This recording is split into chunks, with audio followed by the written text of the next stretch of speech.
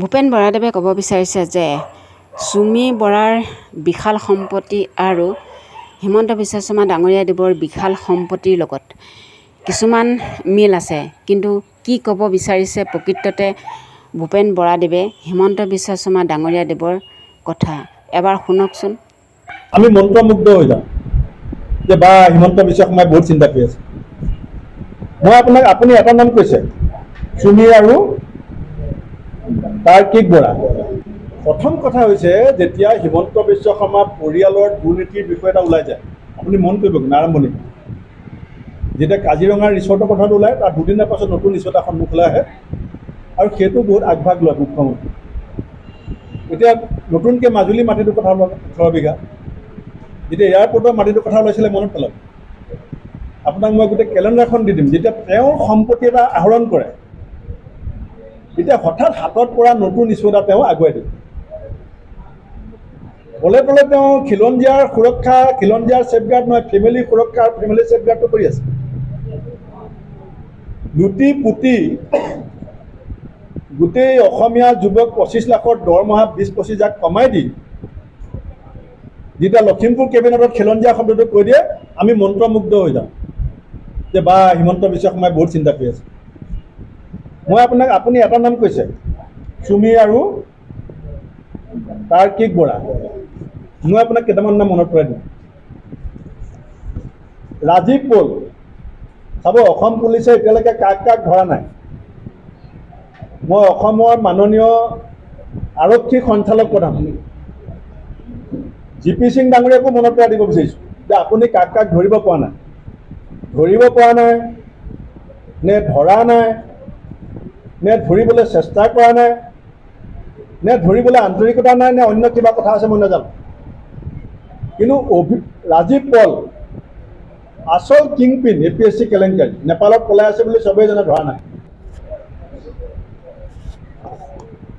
মৃদু পৱন নেওগ 22 চনৰ পৰা পলাতক, হিমন্ত বিশ্ব শৰ্মা মুখ্যমন্ত্ৰী হোৱাৰ পাছৰ কথাবিলাক কৈ আছে। মৃদু পৱন নেওগ আজিলৈকে পুলিচে ধৰা নাই আৰু কিমান ডাঙৰ ৰেকেটৰ লগত জড়িত। Dipankar Barman 7,000 crores financial fraud. Dipankar Barman কিমান? 7,000 কোটি টকা। সুনীল গগৈ আমাৰ এইফালৰে জল জীৱন মিছন কণ্ট্ৰেক্টৰ,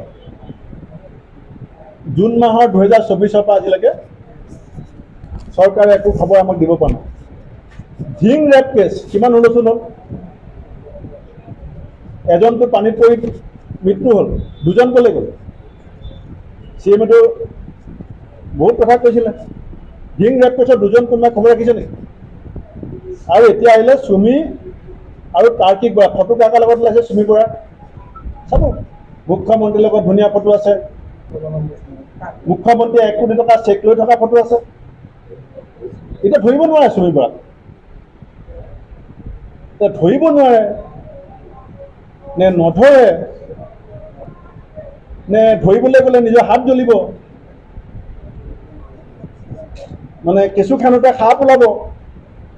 গতিকে ৰাজীৱ পলক ধৰিব নোৱাৰে, ধৰিলে বিপদ আছে। মৃদু পৱন নেওগক ধৰিব নোৱাৰে, ধৰিলে বিপদ আছে। দীপাংকৰ বৰ্মন 7,000 crores আপোনাৰ মোৰ চকুৰ আগত লুটি পেলালে। গৃহ বিভাগটো ক'ত আছিলে?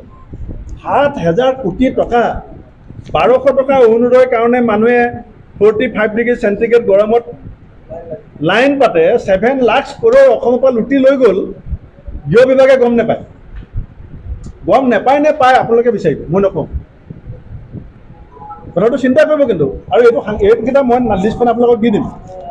আপোনালোকে মুখ্যমন্ত্ৰীক লগ পালে সুধিব যে ভূপেন বৰাই কৈছে যে মৃদু পৱন নেওগক ধৰিবলৈ আপোনাৰ সাহস নাই, ধৰিলে আপোনাৰ হাত জ্বলিব। দীপাংকৰ বৰ্মনক ধৰিলে আপোনাৰ হাত জ্বলিব, আপোনাৰ পুলিচৰ হাত জ্বলিব। এতিয়া চুমি বৰাৰ যেতিয়া বিয়া হৈছিলে পিছফালে OC এজন থিয় হৈ আছে, জানি চুমি বৰাৰ বিয়াৰ যিখন ফটো আহি আছে সংবাদ মাধ্যমত, ক'লা চশমা পিন্ধি গোলাঘাটৰ ফালে OC এজন পিছফালে থিয় হৈ আছে। এতিয়া আৰক্ষী সঞ্চালক প্ৰধানে সেই OC জনক সুধিব নেকি যে তুমি এই স্কেমটোত জড়িত আছানে নাই? নুসুধে। সুধিবলৈ গ'লে কেঁচু খানোতে সাপ ওলাব। গতিকে কি হৈ আছে, কেনেকৈ লুটপাট চলি আছে, যেতিয়া লুটপাট তীব্ৰ ৰূপ ধাৰণ কৰে তেতিয়া নতুন নিচতা সন্মুখত লৈ আহে।